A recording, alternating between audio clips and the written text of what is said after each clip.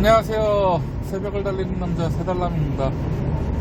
지난 영상에 이어서 오늘은 폴 잡는 일할 때 폴 잡는 어플 관련한 내용을 토대로 일을 하면서 생길 수 있는 문제, 첫 번째 수급 문제, 제일 중요한 문제예요. 수급 문제 관련해서 폴을 잡아서 일하는 방법과 수급 문제 관련해서 자세하게 알아볼 거예요. 오늘은 좋은 꿀팁이나 사장님들이 처음 겪어야 될 그런 상황들에 대해서 대처할 수 있는 방법에 대해서 설명을 할 거니까요. 많은 시청 바랍니다. 자, 그러면은 영상을 시작해 보도록 하겠습니다. 제가 말씀드린 대로 화물24시, 전국 화물24시 어플 하나만 사용을 해도 일하는데 불편이 전혀 없다고 말씀을 드렸잖아요. 그 말대로 화물24시 어플을 시작을 하시면 수금 관련한 내용이 총 3개가 있다 그랬잖아요.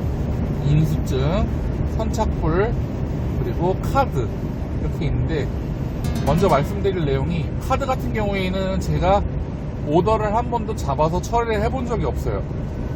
근데 카드를 등록은 해놨어요. 그때 처음 시스템이 생길 때 삼성카드 같은 경우에는 그 서비스를 이용을 할 수 있다 그래서 해놨는데, 제가 상담원한테 얘기 듣기로는 카드 같은 경우에는 상대방이 카드로 결제를 한다 그러면 어플에 카드 번호를 입력을 해서 처리를 하면 제가 그 하차 누르고 결제 확인을 누른 다음에 결제가 되면 3일 후에 제 통장으로 돈이 들어오는 걸로 알고 있어요. 근데 한 번도 안 해봤고, 카드는 오더 건수도 거의 없어요. 그리고 인수증이랑 선착불이 남았는데, 인수증 같은 경우에는 저번에 설명드렸다시피 화물24시 이 어플 대행사와 화주들 간에 암묵적인 룰이 있어요. 물건을 갖다 주면 40일 이내에만 입금하면 된다라는 거지 같은 룰이 있어요. 그거를 반드시 알고 계시고요. 제가 이렇게 보채도 어쩔 수가 없어요. 인수증으로 만약에 일하시면 40일 이후에 드릴게요 그러면 할 말이 없어요. 제가 그것 때문에 엄청 한번 크게 싸우고 나서, 저는 그 인수증 자체가 불합리하다고 생각하고 아예 일을 잡지를 않습니다. 저는 선착불만 하고요.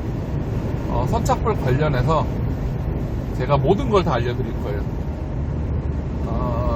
선착불로 일을 잡으시면 제가 일하는 방법 중에 또 슬슬 노하우를 말씀드릴 건데, 물건을 싣고 선불이든 착불이든 계산서를 발행해가지고 정리를 하잖아요.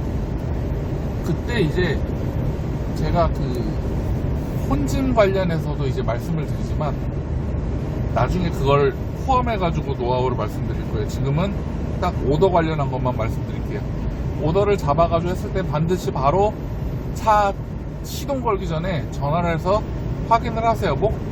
가시면서 전화해도 되고, 전화 받으면 예, 여보세요, 누구세요? 얘기하겠죠. 그러면 예, 안녕하세요 선생님, 내일 예를 들어서 양산에 갔다 그러면, 내일 양산 갈 화물기사인데 사장님 내일 몇 시부터 하차가 가능하신가요? 꼭 이걸 물어봅니다. 사장님이 저희 한 오전 8시부터 하차 가능합니다 이렇게 얘기를 해요. 예, 알겠습니다 이러고 오더를 잡죠. 이거를 꼭 전화를 해서 시간 확인을 해야 되는 이유가, 보통 물건 보내고 물건 싣고서 송장이라든지 정보를 도착지 정보를 받을 때 그쪽에서 먼저 보통은 얘기해줘요. 죄송합니다. 보통 얘기를 해줘요. 사장님 이거 내일 아침 8시까지 들어가야 되는 거예요 이렇게 얘기를 해주거나 그러는데, 보통 따를 때는 사장님 전화해서 하차 시간 합의 보세요 이렇게 얘기하는 경우가 대부분이에요.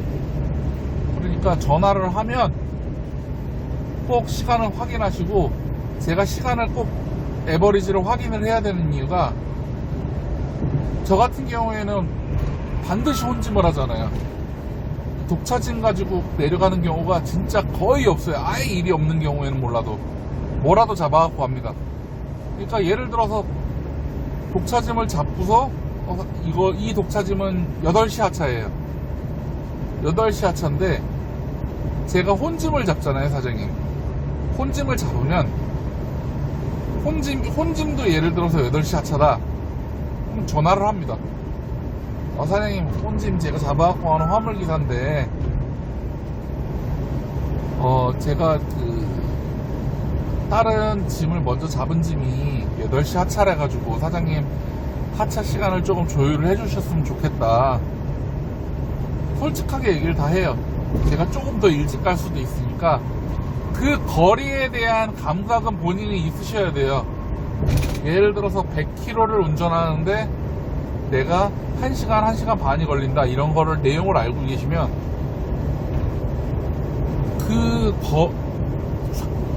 제가 잡은 독차짐과 추가로 잡을 하차지의 거리를 계산을 합니다. 거리를 계산하는 방법이, 보통은 하차지가 예를 들어서 뭐 양산에서 가까운 데가 김해다 그러면 경남 김해 짐 이렇게 올라오는 경우가 조금 드물어요. 왜냐하면은 화주들도 센스가 있어서 보통은 경남 김해 뭐 주천면 뭐 이런 식으로 면 단위까지, 동이나 면 단위 이렇게 뭐 9단위까지는 알려줘요. 그러니까 그 9단위와 그 정보랑 독차짐 정보랑 이제 네이버 길찾기를 보시면 출발지 도착지를 집어넣으시면 총 키로수랑 시간이 나와요. 소요 시간이. 그거를 기준으로 하시면 돼요. 그게 딱 맞다가 아니라 그걸 기준으로 하시면 돼요. 저 같은 경우에 만약에 그랬는데 뭐 네이버 지도에 1시간이 나온다? 그러면 1시간 반 정도 생각합니다. 그러면 독차짐이 예를 들어서 8시 하차인데 내가 그 8시를 기준으로 뒤나 앞으로 움직여야 될 거 아니에요. 그럼 사장님한테 물어봐요, 먼저. 사장님, 제가 6시 반이나 7시까지 들어갈 수 있을 것 같은데 그때 혹시 하차가 가능한가요? 물어보고, 혹시 그 시간이 안 되면 사장님 8시나 그 이후에 하차가 가능할까요? 물어봅니다. 근데 만약에 난감할 때가 뭐냐면은 독차짐하고 혼짐이랑 둘 다 같은 시간에 내려야 된다고 이렇게 강조를 하실 때 있어요.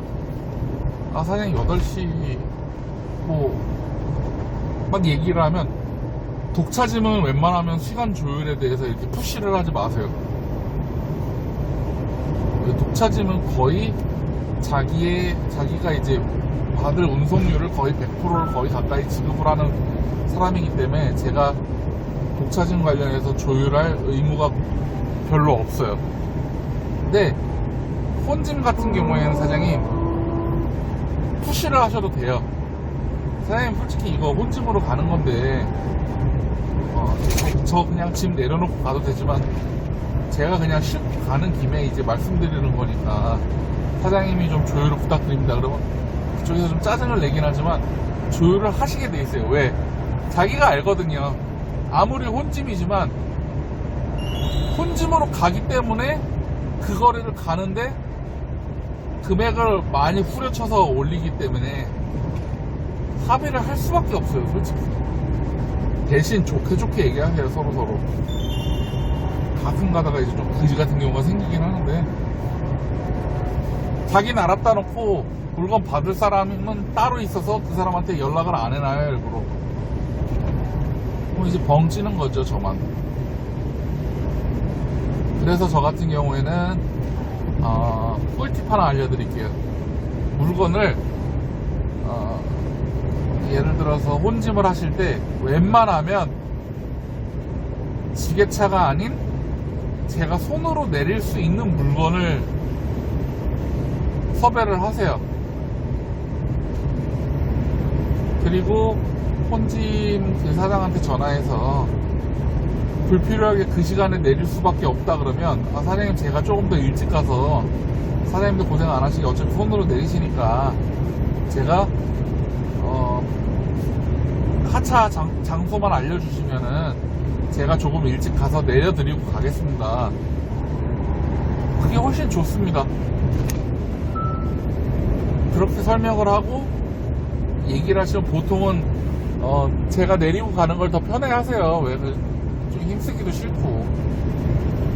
몸을 그렇게 굴리면서 일을 하셔야 됩니다, 선생님.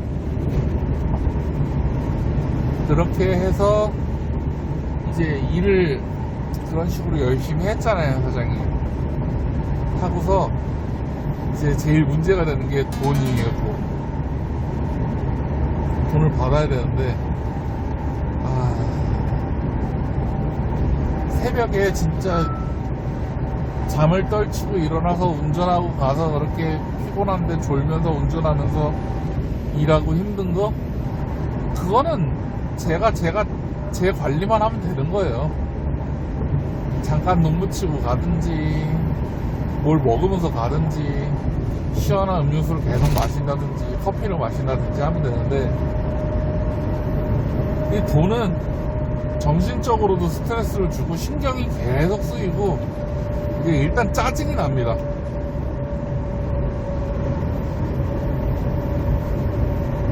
화주들도 문제지만 이제 화주를 통해서 물건을 요청한 사람도 문제예요. 근데 보통 화주가 안 올리고 개인이 올리시는 경우가 대부분 이런 사고가 많이 나요.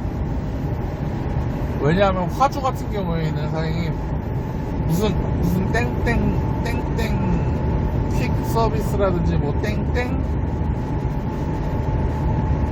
운수 뭐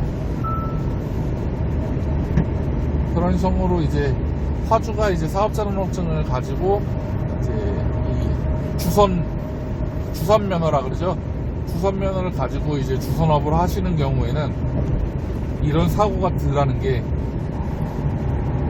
제가 돈 붙여줄 사람하고 싸울 필요가 없어요. 이 사람 왜 안 붙여주지? 그 사람한테 막 따질 필요 없어요.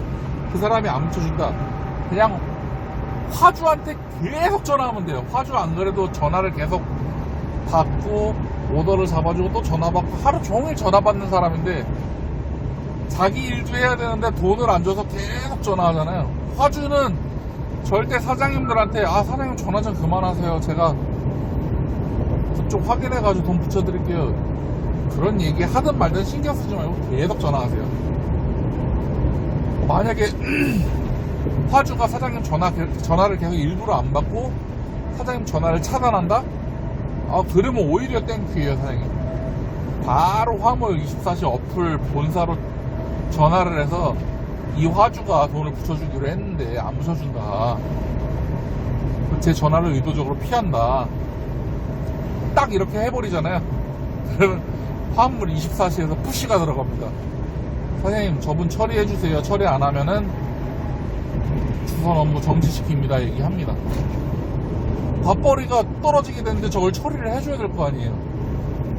울며 겨자먹기로 자기 돈으로 먼저 해준다든지 뭐 이렇게 처리를 합니다. 그러니까 화주 같은 경우는, 근데 미등록 화주 같은 경우가 이제 더러운 경우죠. 미등록 화주 같은 경우에는 만약에 돈을 안 준다, 돈을 안 주면 어차피 보통은 계산서를 발행하면은 이후의 일에 대해서 어떻게든 받을 수 있는 그게 좀 괜찮아지는데,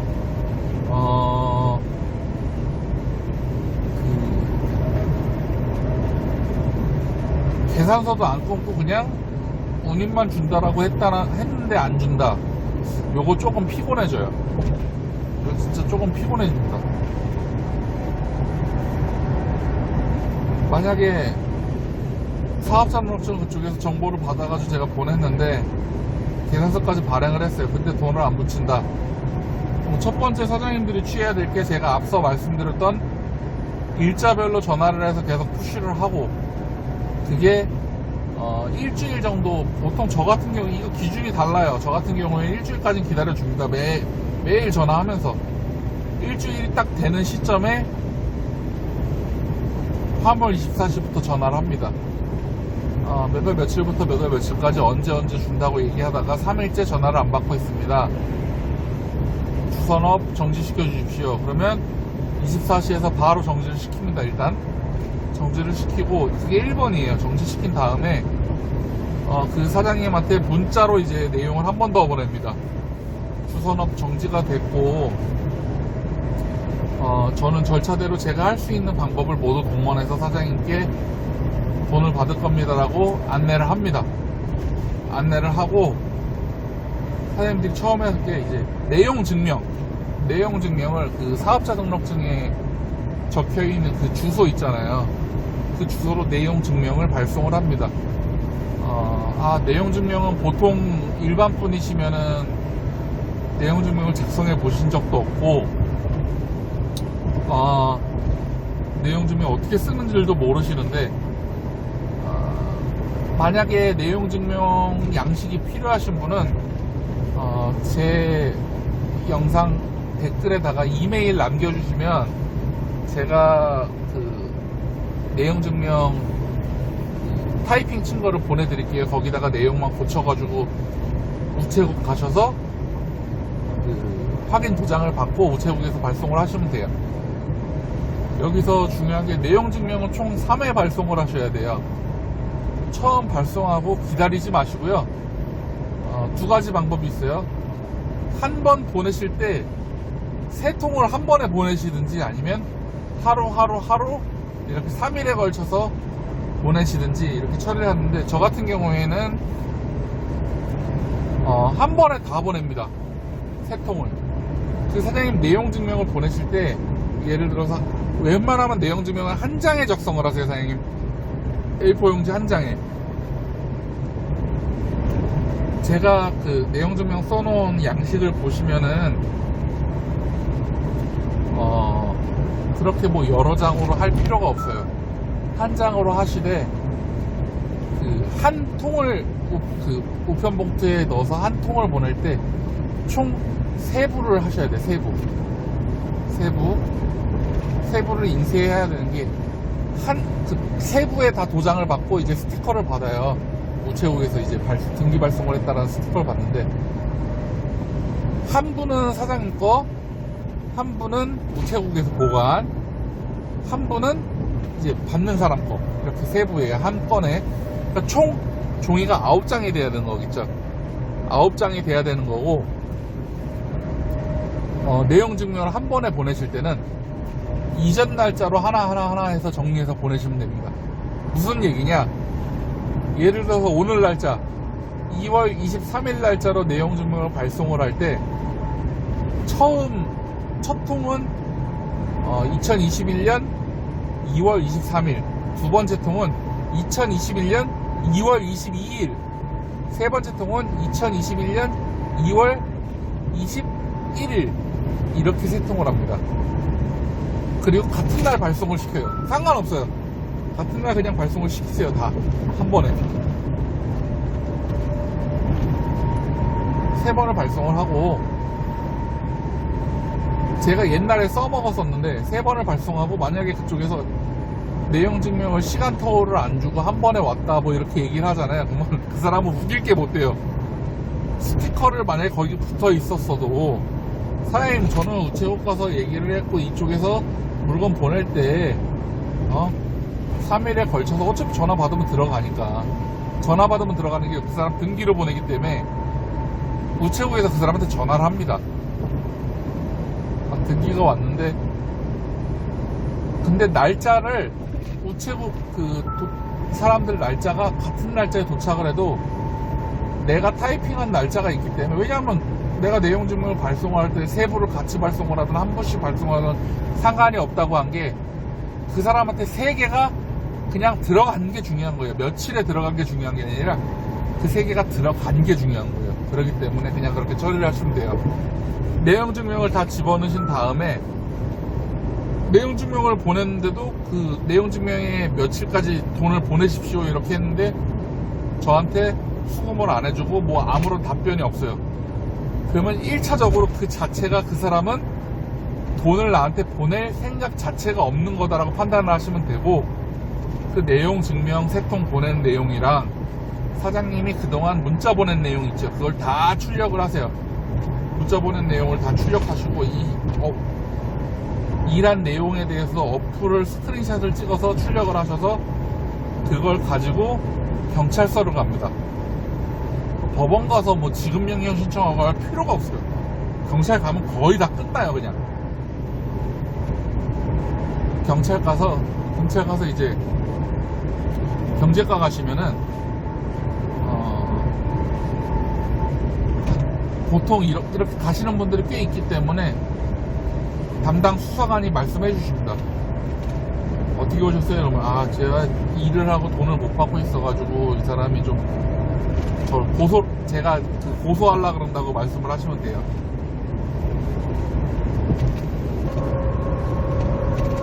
고소를 하시면 경찰관이 이제 조지기 시작합니다. 전화해서. 근데 제가 왜 그렇게 지금까지 그 서류를 준비하라고 말씀드렸는지 아냐면, 경찰관이 이것저것 물어봐요. 언제 여기 얘기해서 돈 달라고 얘기하셨어요? 뭐 물어보는데 그런 거 얘기하실 필요 없이 설명을 딱 서류를 던지면서 얘기하세요. 사장님 몇 월 며칠에 일을 한 거고 이 사람이 언제 돈을 주기로 약속했는데 며칠 날짜부터 지금까지 연락도 안 받고 돈을 안 주고 있습니다. 여기 제가 그 사람한테 전화통화한 내역과 언제 전화통화했고 그 사람한테 언제 문자를 보내서 이렇게 돈을 달라 그랬는데 그 사람이 준다고 한 약속도 여기 적혀있고 다 약조하신 내용으로 다 보내놨는데 이 사람이 돈을 안 보냅니다. 그래서 제가 내용 증명까지 언제까지 보내달라고 보냈는데 이 사람이 묵묵부답입니다. 경찰관도 알아요. 내용 증명을 보냈는데 이 사람이 내용 증명을 받은 상태에서 돈을 안 보내잖아요. 연락을 안 하거나 돈을 안 보내면 이 사람은 법적으로 그래요. 사장님, 난 돈을 보내지 않겠다라고 이 사람이 하는 거랑 마찬가지예요. 딱 이것만 들으면 경찰이 예 알겠습니다, 제가 추후에 연락드리겠습니다, 끝이에요. 사장님은 이후부터 괴롭히시면 돼요. 어떻게 괴롭히냐, 받은 건 돌려줘야죠. 사장님 대신 경찰서 가시잖아요. 그러면 내가 혹시나 일이 틀어져서 돈을 못 받을 수도 있겠다라는 생각을 하고 가셔야 돼요. 대신 사장님이 복수는 하실 수 있어요. 괴롭힐 수 있어요. 경찰관이 계속 전화합니다. 사장님, 경찰관입니다. 고소하셨는데 이거 이렇게 해서 이렇게까지 해서 사장님 며칠에 돈 주신다 그러는데 왜 약속을 안 시키십니까? 그러면 그 사람은 당황해가지고 얘기를 합니다. 제가 깜빡했습니다. 뭐 보내드리려고 했습니다. 경찰관이 그러면 전화를 직접 하셔서 처리를 하십시오, 얘기를 해요. 그러면 제가 가만히 있어도 그 사람이 전화를 합니다. 사장님 뭐 경찰서까지 가십니까? 제가 바로 보내드릴게요. 계좌번호 어떻게 되십니까?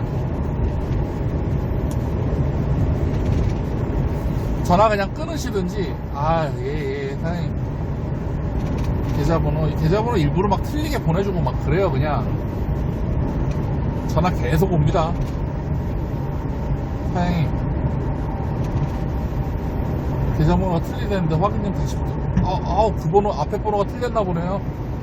또 틀리게 보내요. 계속 틀리게 보내요. 그리고 경찰관한테 전화 옵니다. 바로 처리하신다 그랬는데 어떻게 처리되셨나요? 합의하셨나요? 아니요, 저 계좌번호 보내주고 다 했는데 이 사람이 돈을 안 보내. 경찰 또 조집니다. 전화해서 사장님 이거 그냥 고소 들어갑니다. 그 사람은 이제 환장하는 거예요. 앉아가지고 뭐 이 사람 계좌번호 알려줬는데 계좌번호가 틀리게 나온다고 뭐하든. 경찰관 입장에서 이 사람이 핑계대는 거밖에 안 보이거든요. 왜? 경찰관이 계좌번호 확인할 필요가 없거든요. 연락이 됐고, 그리고 경찰관도 제가 약 올리는 거 웬만하면 알아요. 아는데 신경 안 씁니다. 그냥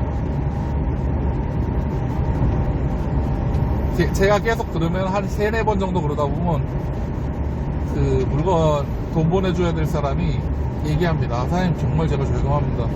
계좌번호 좀 제대로 좀 가르쳐 주십시오. 계좌번호 가르쳐 줘요. 딱 돈 받습니다. 돈 받으면 바로 있는 대로 얘기하세요. 사장님 저한테만 이러신 거 아니잖아요. 다른 기사님들한테도 이러지 마세요. 진짜 한마디 딱 던져줍니다. 뭐 네이버 지식인 보면 별별 사람들 다 있어요. 아, 회사 업장 가서 입구에 트럭으로 막아놓고 한다. 그거 사장님 돈을 못 받아서 트럭을 막아도 업무방해죄로 사장님이 고소당할 수 있으니까 굳이 고소당할 필요 있습니까? 그렇게 하지 마세요. 제가 말씀드린 방법을 쓰는 게 제일 빠르고 제일 정확하고 제일 편합니다. 그나마. 그러니까 돈을 만약에 못 받아서 스트레스 받지 마세요. 아, 그냥 열 내봤자 자기밖에 속이 안 타니까 열 내지 마시고 그냥 속으로 아, 또 거지 같은 게 또 하나 걸렸구나. 그냥 그러고 마세요. 그냥 아무 생각 안 하고 내용 증명에 타이핑 바로 해놓으시고 프린트하셔서 이게 귀찮다고 생각할 수 있어요. 사장님 귀찮잖아요. 근데 제가 말씀드릴게요.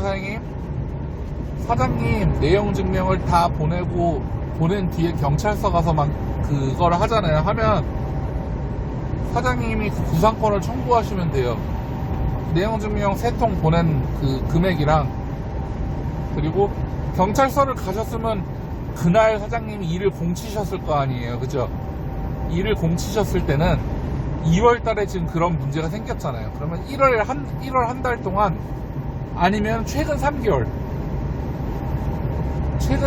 동안 하루 평균 얼마 정도 일을 했는지를 이제 출력을 싹 해가지고 확인을 해서 예를 들어서 일평균 제가 25만원 정도 일을 했다. 그러면 경찰서 가서 이제 얘기를 할 때 나 일 공친구까지 다 받아야 되겠다라고 얘기를 하고 철회를 받으셔야 돼요. 그 사람한테 얘기하세요. 사장님 제가 오늘 일 못하고 경찰서 와서 이 난리를 폈으니까 경찰관님 저는 제가 요거 보시면 아시다시피 제가 3개월 평균 하루 일당이 25만원입니다.